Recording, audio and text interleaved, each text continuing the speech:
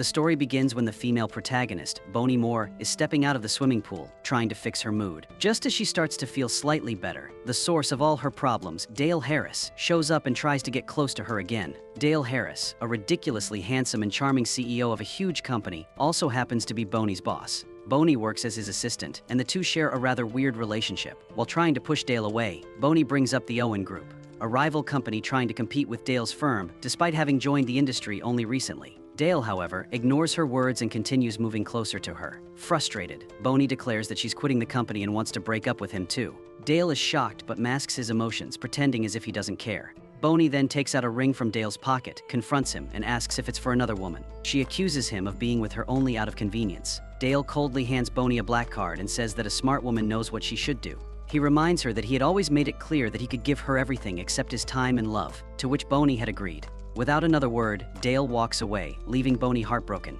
While she's processing her emotions, she gets a call from her father's assistant. He informs her that her father's Hills company is up for takeover. Bonnie declines the proposal, saying she has had no interest in her family or their affairs since she left home. The next day, as Bonnie hands in her resignation and walks out of the office, her coworkers taunt her. They accuse her of taking shortcuts to wealth by trapping her boss. Bonnie doesn't argue but hands out gifts, sarcastically saying, "Since you can't even afford lunch, here, take this." Furious, the workers call her a bitch and leave. Just as Bonnie is about to exit the office, Dale shows up, tears her resignation letter, and tells her she can't quit. Before Bonnie can respond, she notices Nora, the woman Dale is supposedly dating, standing nearby. Nora, who is Dale and Bonnie's classmate, approaches Bonnie apologetically, claiming she didn't know they were in a relationship. She insists she would never have come between them had she known. Holding Bonnie's hand, Nora invites her to join them for dinner, saying she and Dale were going out. Bonnie, refusing to be a third wheel, tries to decline, but Dale throws her the car keys and orders her to drive. Reluctantly, Bonnie ends up at dinner with the two of them.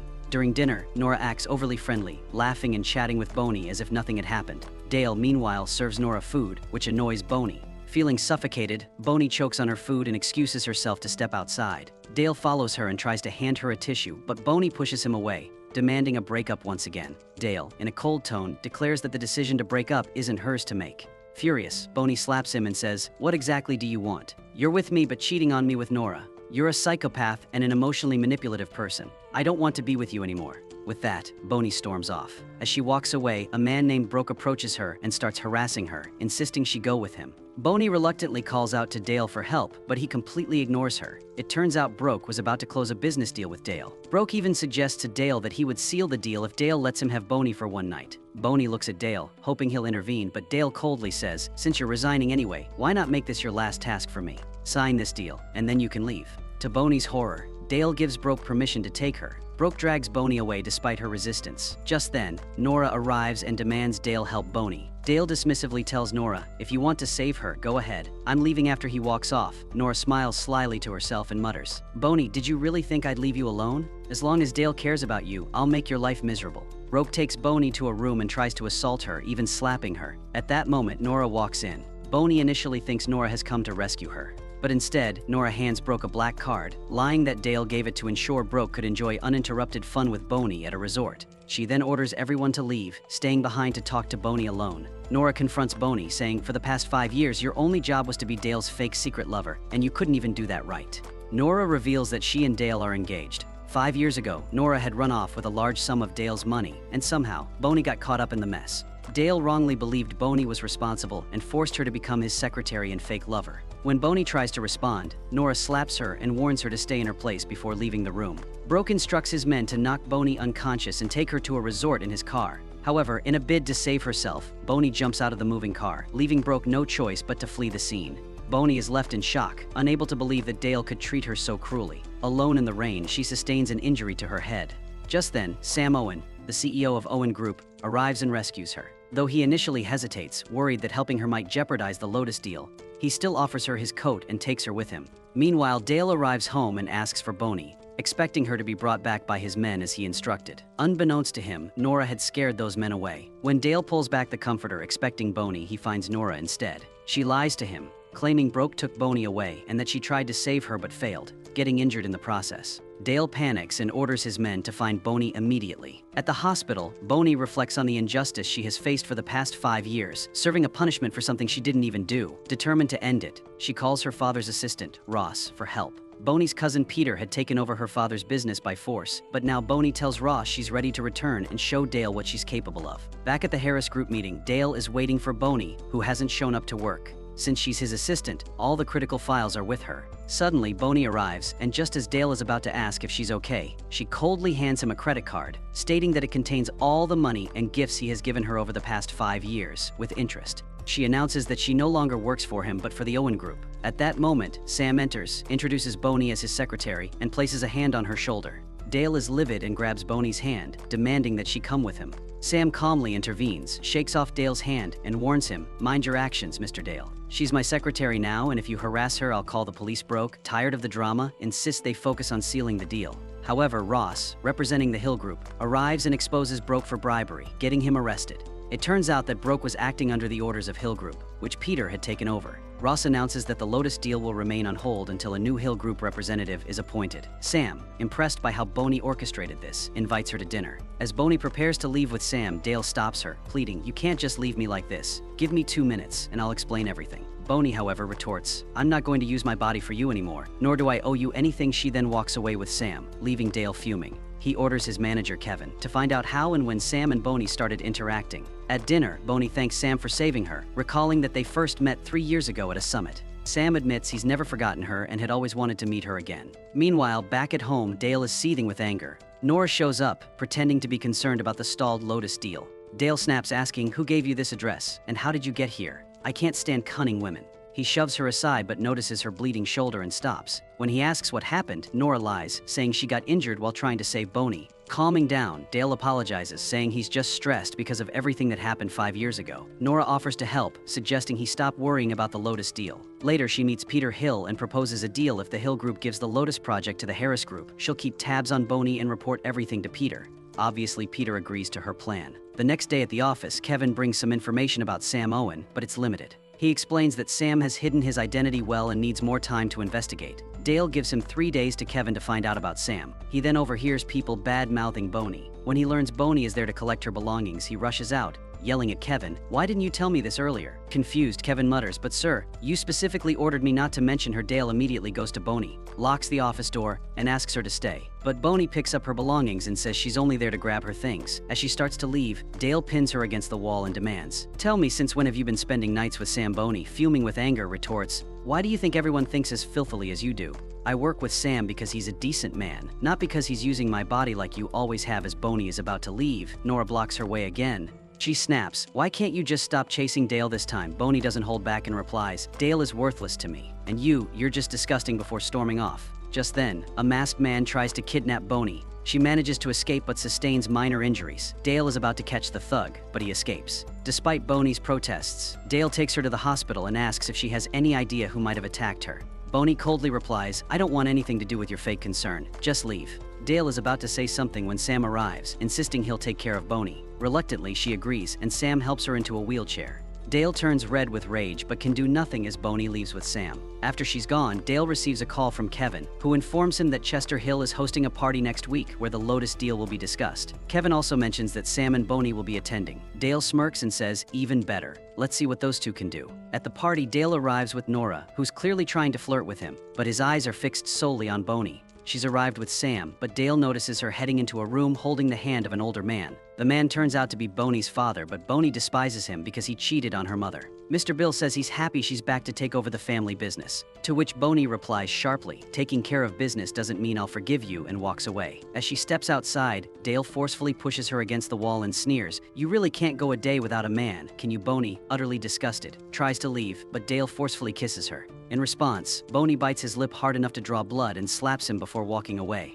Back at the party, Boney overhears her coworker calling her a slut again. Sam tries to intervene, but Boney stops him, saying, "I'll handle it myself from now on." She marches up to the girl, slaps her, and warns her to stay in her place. Nora tries to play nice again, but Boney silences her as well and heads to grab a drink. Sam stops her, noticing her bruised lips, and asks what happened. Boney brushes him off and walks away. Sam then notices blood on Dale's lips, and it all clicks. Furious, Sam leaves the party. At the drink station, Peter approaches Boney and warns her that if she has stayed away from her family for so long, she should stay away from the business too, or else he won't let her off with just a warning. Boney firmly tells him to stay in his place, but Peter continues insulting her. Just then, Mr. Hills steps in and announces that from today, his rightful heir, his daughter Boney Hills, will take over the business. This announcement leaves everyone stunned, including Dale, who had no idea that Boney was the sole heir of the Hill Group. Boney pulls her hand away from her father and says she doesn't need his approval. She starts leaving the party. Meanwhile, Nora suggests to Peter to focus on the Lotus deal, but Peter shoves her aside, saying, "I'm struggling to save myself here, and you're worried about business." Dale once again stops Boney to apologize and grabs her hand, but Sam intervenes to protect her. Boney, now completely fed up, walks away, harboring nothing but hatred for Dale. After she leaves, Dale threatens Sam, saying he knows all his secrets and can expose him if he doesn't play along. On the other side, Nora starts pestering Boney again. She claims to know that Boney still likes Dale and insists she should stay away from him. Boney, of course, is annoyed, but Nora doesn't stop. Instead, she brings up how Boney was terrified of water back in college and without warning pushes her into the pool. Hearing the commotion, Dale and Sam rush over. Nora pretends to be the victim, but Dale shoves her aside and heads toward Boney. Before he can reach her, Sam drapes his jacket over Boney and starts to take her away. But before leaving, Boney turns to Nora and says, "I have zero interest in you or your disgusting boyfriend," and then pushes Nora into the pool. "I'm not the same Boney who used to be your friend," she adds, and walks off. After she leaves, Dale helps Nora out of the water. Later, Dale approaches Boney again, begging her to come back and apologizing for his mistakes. But Boney isn't falling for his words anymore. She says Dale has exploited her helplessness countless times. He forced her to work as his secretary, used her for every profit, and even sent her to sleep with someone else for the Lotus Project just to satisfy his father's pressure. Boney declares that she will ensure Dale doesn't get the Lotus Project. Dale is visibly distressed, and seeing him like that, Boney steps closer, lightly touches him, and smirks. She tells him that if he agrees to become her secretary and secret lover, someone she can use however she pleases, she'll make sure the Lotus Project is his within 3 months. Dale snaps, "Have you lost your mind? That's never going to happen." Boney laughs and says, "No problem," but in the end, Dale reluctantly agrees. Boney smiles and remarks, "Now, I want to see you grovel just like you made me do." Dale says, "If this is the game you want to play, then I'm ready." This sends Boney spiraling into memories of those nights when Dale would force himself on her whenever he pleased. If she tried to stop him, he'd either angrily say, "How dare you stop me? You can't say no to me," or make her feel utterly worthless. Startled by these thoughts, Boney wakes up in tears. Sobbing to herself, she says, "When I needed love the most, Dale treated me so horribly. And now he's doing all this just to make me fall for him again. But that's never going to happen." The next day, during a meeting, the board members are tearing into Dale over the failure to secure the Lotus deal and demanding compensation. Just then, Boney walks in and tells them to sign the deal. Shocked, everyone questions Dale about the terms of the agreement. With zero hesitation, Dale replies, "I sold myself to Boney."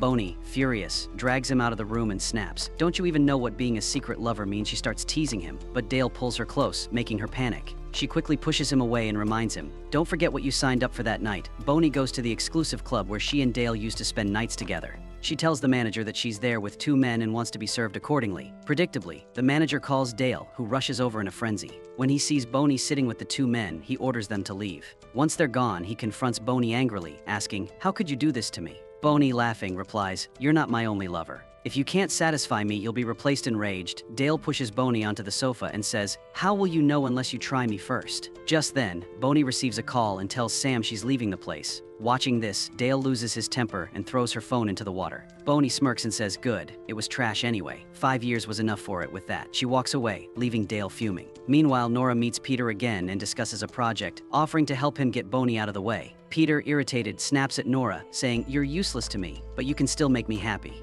With that, he spent his night with Nora. After a few days, Nora walks into Dale's office and asks him to come to the cabin. However, Dale had already instructed his assistant to stop her. Just then, Boney heads toward Dale's office, and Nora shamelessly tags along, pleading, "Please take me with you." Boney chooses not to comment on Nora's brazenness. Inside the elevator, Nora begins bad-mouthing Boney again, but as soon as the elevator doors open, they see Dale standing right there. Nora quickly turns to him and complains, "Dale, Boney hit me because she thinks I pushed her into the pool. But I didn't do anything." Boney smiles and replies, "Fine, let's check the CCTV footage right now and see who's troubling whom." Nora panics at the suggestion. Boney then tells Dale, "Once your girlfriend is done with her drama, meet me in the office. There's an issue with the Lotus Project." Later in the office, Dale tries explaining to Boney that he hasn't seen Nora in weeks, but Boney keeps it strictly professional and reminds him, "Don't forget, you're my secret boyfriend." The two head to the Lotus Project site, where local villagers are protesting, refusing to give up their land. They demand a high price for the land, which would clearly be a loss for Dale. Boney steps out of the car to speak to the leader, mentioning she knows about his daughter's cancer. She promises to help with her treatment, but the leader refuses and even threatens them to leave. Dale concludes someone is stirring up the villagers, as there hadn't been any prior issues. His suspicion lands on Peter Hill, who has been interfering with the Lotus Project. The next day, Dale and Boney visit the village leader's daughter with flowers and gifts. While they're talking, the leader arrives and tries to push Boney, but Dale saves her just in time. Outside, Boney and Dale offer a deal: money, medical treatment for his daughter, and a school for the village. The leader agrees to discuss it with his people. The following day, Boney learns the deal has been finalized. Delighted, she decides to share the news with Dale. However, when she finds him, he's busy being all lovey-dovey with Nora, who is inviting him to her birthday dinner. She doesn't like it. Dale agrees and goes to dinner with her. At the restaurant, Nora asks what gift he bought for her, to which Dale casually says he forgot and asks her to order food instead. Just then, Kevin calls Dale, informing him that they're demanding more money for the Lotus Project. Frustrated, Dale abruptly leaves, further annoying Nora, who suspects he went to see Boney. Nora, now determined to get Boney out of the way, visits Peter Hill to discuss her plan. Peter initially hesitates, saying he won't risk his life for her, but eventually agrees, as he's also fed up with Boney. Meanwhile, Dale shows up at Boney's house and finds her drunk. Entering her home, he's greeted by a tipsy Boney telling him to leave. Moments later, she grabs him and slurs, "Why don't you love me?" After all, Dale smiles and admits, "I've been in love with you for a long time. I'm only with Nora to make you jealous." After Boney passes out, Dale gently places her on the bed. The next morning, Boney wakes up to find Dale sitting beside her. Startled, she asks why he's there. Dale leans closer and teasingly says, "What else would your secret lover do?" Boney tries to distance herself, but Dale back hugs her and confesses, "My mother cheated on my father and ran away with another man. Since then, I've hated women until you came into my life." Boney begins reflecting on her past, recalling how, after her mother left, a little boy approached her, saying his mother was gone too. He handed Boney a candy to cheer her up.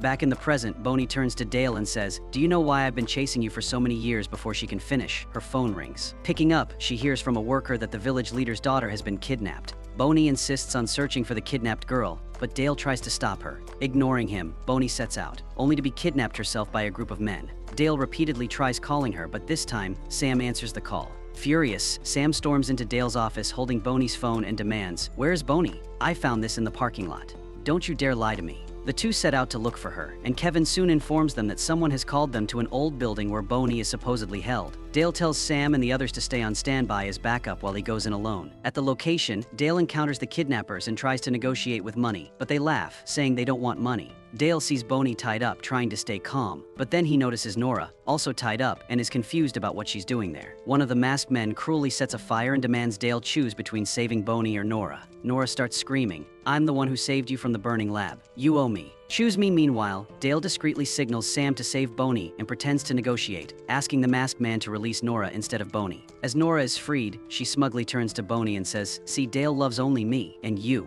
You've been stuck on that candy he gave you 15 years ago." Boney's heart shatters at this. Just then, Sam rushes in and rescues Boney, while Dale and his team fight the kidnappers. After the chaos, Dale approaches Boney to check on her, but she coldly tells him to leave. The next day, Boney wakes up in a hospital bed after a haunting nightmare. Sam is beside her and warns her to stay away from Dale. Boney softly admits, "I've always loved Dale, but after what happened yesterday, I don't want to see him anymore." Sam tries to explain, "Dale was the one who told me to save you." But Boney bitterly replies, "It doesn't matter. He didn't choose me. He chose Nora." Outside her room, Dale is yelling to be let in, but Sam blocks him, saying Boney doesn't want to see him. Eventually, Boney agrees to hear Dale out one last time, leaving Sam visibly frustrated. Inside, Dale apologizes profusely, confessing, "I love you, Boney. I've only ever loved you. Please give me another chance so we can start over." Boney, however, remains firm, and she said, "Before the incident, I was willing to forgive everything. But when it came to the moment that mattered, you didn't choose me. I'm not interested in starting over. Please leave." Heartbroken, Dale drinks heavily at home. In his drunken haze, he hallucinates Boney by his side. As he stumbles, he notices a small box on the floor. Inside, he finds the wrapper of the candy he had given Boney years ago.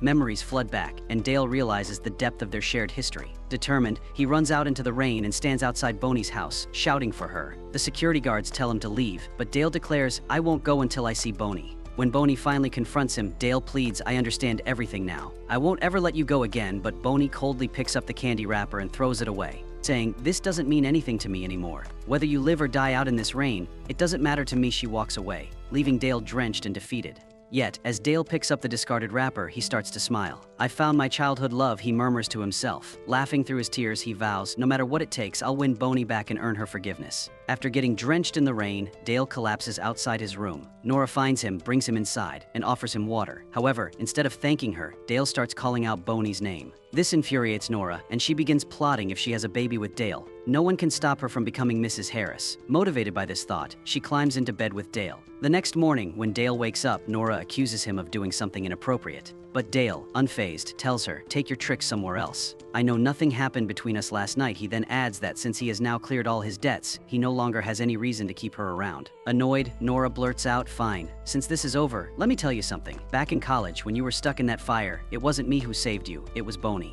And I made sure she misunderstood you so she would hate you." Enraged, Dale throws Nora out of his house. The next day, Sam asks Boney what her plans are now that her relationship with Dale is over. Boney confidently replies, "I want to work on myself and focus on my career. I'm not interested in dating anyone right now." Sam feels a pang of disappointment but doesn't say much. Meanwhile, at the office, Kevin informs Dale that Peter was behind the kidnapping, but they don't have solid proof yet. Later, Boney visits her father, Mr. Hill, at his house. Her father is overjoyed to see her and excitedly notes that she's finally there to have lunch with him. While having lunch with her father and his assistant, Mr. Hill shares his plans to host a grand party with top business people. He also reveals that during the party he will announce Boney as his legal heir and expects her to live with him. Pushing the food her father gave her aside, Boney firmly states, "I'm only here because of my mom. I have no plans of staying here at the party." When Mr. Hill officially declares Boney as his heir, Peter fumes with jealousy. He thinks to himself, "I helped build this company, and I won't let Boney take everything from me." Boney, however, stays distant at the event until she approaches Sam and starts dancing with him. Sam, slightly disheartened, tells her, "I'm really upset that you're no longer my secretary, but I'd like to take things in a different direction." Just then, Dale arrives at the party. Sam boldly tells Boney that he wants her to be his girlfriend. Boney steps back and replies politely, "I'm not interested in dating anyone right now." Dale, unable to hold back, grabs her hand to stop her, but Boney isn't in the mood for drama. Kevin says that Boney is being a bit too rude with Dale. Dale responds, "I deserve this, and trust me, this is nothing compared to how I treated Boney all these years." A few days later, Mr. Hill visits Boney in her office and asks about her work. He also pressures her to change her surname from Moore to Hill, saying, "What will people think if the daughter of the Hill Group's owner uses her mother's surname?" This time, Boney loses her temper and snaps, "I'm only here to fulfill my mom's last wish. Please don't force me into anything else." Right then, her father suffers a minor stomachache and collapses. Shocked, Boney panics and rushes to help him. Boney's father is visited by a doctor, and his assistant Lee reveals the truth to Boney. Her father has stomach cancer and doesn't have much time left. Boney is shocked but resolutely tells Lee that she will have the best doctors in the world treat her father and he will recover. However, the doctor informs her that they've already tried everything and there's not much time left. Stepping outside, Boney starts thinking about her father when Dale arrives and asks why she looks so worried. Boney, however, doesn't share anything with him. Meanwhile, when Peter learns about Mr. Hill's illness, he publishes the news in the newspaper. This causes the board members of Hill Group to hold an emergency meeting where Peter takes the CEO's chair. The other members demand a solid plan since Mr. Hill is unwell. Boney presents her plan, explaining how she can bring the stock market back up. The board members are impressed with her proposal and commend her, even agreeing to make her the new CEO. Peter, feeling insulted, vows to get Boney out of his way. At home, Boney tells Lee that she will personally care for her father and apologizes for not realizing how much he had been enduring. She resolves to make things right now that she is aware of the situation. That same night, Peter sneaks into Lee's room wearing a mask and injects him with poison, saying, "Bye-bye, old man. You won't give my place to someone else now." The next day, Dale visits Boney at her office, trying to talk to her. Just then, Ross arrives and informs Boney that her father has passed away. Stunned, Boney rushes to the hospital, where she sees her father and asks the doctor what happened. The doctor replies that they are investigating. Lee, in tears, hands Boney a letter her father had written for her.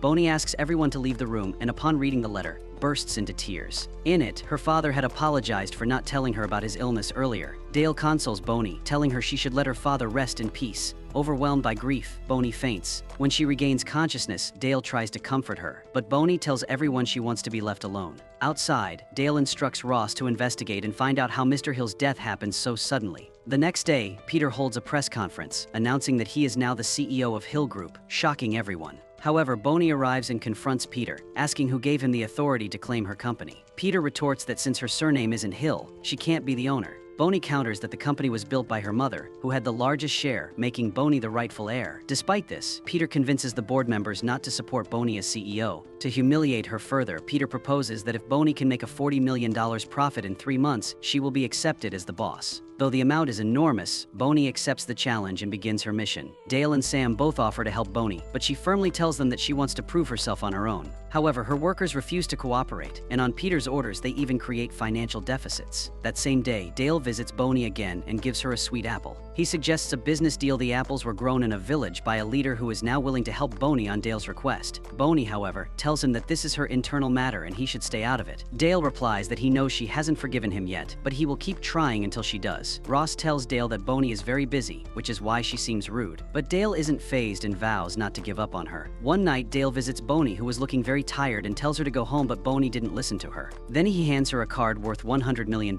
saying he wants to invest in her project. Boney refuses because the venture is too risky. In a bold move, Dale grabs her cheek and says, "I believe in you, silly, so go for it," adding, "Don't even ask where I got the money." He's about to kiss her when Ross walks into the cabin, leaving them both awkwardly frozen. Later that night, on her way home, Boney sees on the news that Dale sold his house to give her the money and, in doing so, lost his position as CEO of his father's company. Shocked, Boney steps out of her car in the rain, declaring, "Dale is in trouble and I have to save him." She finds him looking dejected, carrying his bag and giving her a pitiful puppy dog look, and he said, "I am homeless now. You have to take me." Ross also urges Boney to help Dale, and she reluctantly agrees but warns, "Don't expect anything romantic out of this." That night, Boney sits in her room, overwhelmed with emotions, wondering why Dale is getting close to her again. Meanwhile, Dale, filled with resolve, thinks, "I won't let her push me away anymore." The next day, Dale makes breakfast for Boney, and the two decide to collaborate on a line of apple-based products like juice and jam. Dale feeds her breakfast with his own hands, and Boney, despite herself, begins to soften. Eventually, they strike a major deal with a big group to market their products. Hearing about their success, Peter fumes, wondering how Boney keeps surpassing him. A few days later, Boney checks the sales and finds they're making a significant profit. But just then, Ross arrives with bad news. Some customers claim the products caused harm, and complaints are pouring in. Boney immediately suspects sabotage because every apple had passed quality checks. Dale supports her suspicion, adding that Peter is likely behind it, but they lack proof to confront him. In the middle of this chaos, her father's assistant Lee visits Boney in the conference room, requesting privacy to discuss Mr. Hill's murder. Once the room clears, a woman secretly informs Peter about this meeting. Lee reveals to Boney that Mr. Hill always kept a secret CCTV in his room, and if they find it, they can uncover what happened. Meanwhile, Peter corners Lee at his home, threatening him. When Lee refuses to reveal what he told Boney, Peter menaces him further, saying he'll harm Lee's grandson. Terrified, Lee spills everything. Boney eventually finds the CCTV but hears approaching footsteps. Peter has come searching for the same evidence. She hides, holding her breath, but her phone rings at the worst moment. Peter smirks, saying, "Peekaboo, found you. Now, where will you run?" Boney tries to escape, but Peter shoves her down the stairs. Meanwhile, Ross informs Dale that Boney is missing but gives him her GPS location. Dale arrives just in time to see Peter cornering Boney. Peter demands Dale kneel and beg for Boney's life. Boney protests, but Dale kneels, only to take advantage of the moment and overpower Peter. As he hugs Boney in relief, Peter stabs Dale in retaliation. Boney, seeing Dale bleeding out, cries uncontrollably and accompanies him to the hospital. At the hospital, covered in Dale's blood, Boney is in a state of shock. Dale's father arrives and furiously blames her for everything, demanding that she stay away from his son forever. Despite Boney's insistence, Dale's father forces her to leave the hospital. When Dale, still unconscious, murmurs Boney's name, his father's frustration boils over. He cannot fathom how his son could give up his home and business for a woman. Kevin tries to reason with Mr. Heiress, saying Boney is the best thing that ever happened to Dale. But his words fall on deaf ears, earning him a scolding too. Boney continues visiting the hospital daily, but Mr. Heiress doesn't allow her to meet Dale. Even after Kevin's repeated attempts to convince him, Mr. Heiress remains firm. Heartbroken, Boney leaves, realizing she might never see Dale again. Sitting on the roadside, she breaks down in tears. Sam, seeing her in this state, comforts her and takes her to a shop. There, he shares that he's decided to go through with an arranged marriage, as he knows he doesn't stand a chance with Boney. However, before he moves on, he asks for one last favor. He wants to see her in a wedding dress for closure. Boney smiles and agrees to his request. Meanwhile, Dale regains consciousness and keeps calling out for Boney. Frustrated, Mr. Heiress yells at him, but for the first time, Dale stands up to his father. He declares that he'll only marry Boney, even if it means leaving his home and family behind. At the park, Sam is about to take photos of Boney in the wedding dress when Dale suddenly shows up, still visibly weak. He looks at Boney and with mock indignation says, "I was just in the hospital, and here you are, ready for a wedding." Sam quickly explains that it's just a photo shoot, but Dale doesn't care. He wraps his arm around Boney's waist, pulls her close, and declares, "You're not getting away from me this time." Seeing Boney smile, Sam quietly steps aside and leaves. Dale then kneels down and proposes to Boney in the middle of the park. But Boney replies with a sly smile, "Didn't you tell me, Mr. Heiress, that you'd wait for me because I need to focus on my career?" And with that, she walks away. Dale, laughing, chases after her, shouting, "I'll wait forever if I have to." And with this, their tumultuous love story comes to an end.